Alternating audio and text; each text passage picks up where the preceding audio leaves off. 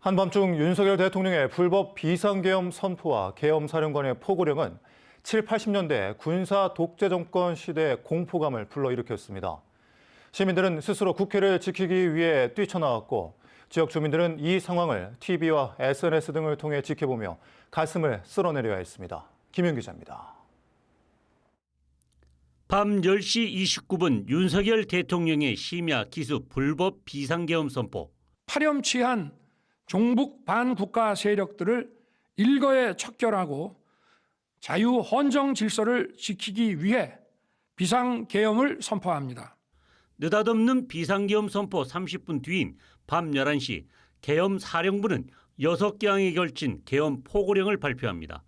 포고령은 7, 80년대 군사 독재 정권 시절에나 볼 법한 조항으로 가득 차 있었습니다. 정당의 활동과 집회, 시위, 결사 등 정치 활동을 금지하고 언론과 출판 통제, 제시된 조항을 어길 경우 영장 없이 체포, 구금, 압수수색을 할 수 있다는 끔찍한 내용.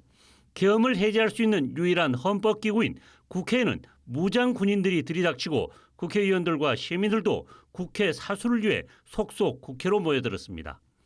호남민들은 이 모든 과정을 TV와 SNS로 지켜보며 믿기지 않는 현실에 5.18을 떠올리며 가슴을 졸여야 했습니다. 이런 일들이 지금 2024년에 일어났다는 것 자체가 도대체 믿기질 않고 이게 이 가짜 뉴스인 줄. 국회에서 계엄 해제 요구안이 결의되고 긴박했던 새벽의 어둠이 걷히면서 지역에서도 윤석열 대통령 하야와 탄핵, 내란 수괴 혐의 수사를 요구하는 목소리가 본물처럼 터졌습니다. 김영록 전남지사는 페이스북에 군사정권 시절로 후퇴했다며 비상계엄 즉시 철회를 촉구하고 나섰습니다. 도교육청도 오늘 오전 긴급회의를 갖고 학교 정상 등교와 흔들림 없는 학사 운영 방침을 확인했습니다. 전남도와 광주시의회 의원들은 내란을 주도한 윤석열 퇴진과 법적 처벌을 요구하고 나섰습니다. 대통령직에서 파면할 것을 강력히 촉구한다. 촉구한다. 촉구한다. 촉구한다. 목포 지역 제정당 시민 사회단체들도 기자회견을 갖고 윤석열 대통령 탄핵과 내란 혐의로 체포할 것을 요구했습니다.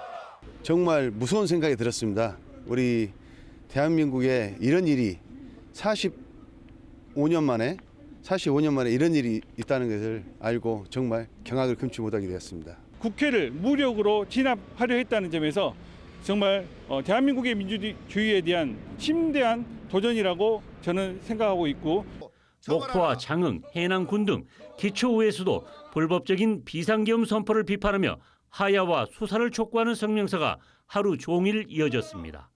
MBC 뉴스 김윤희입니다.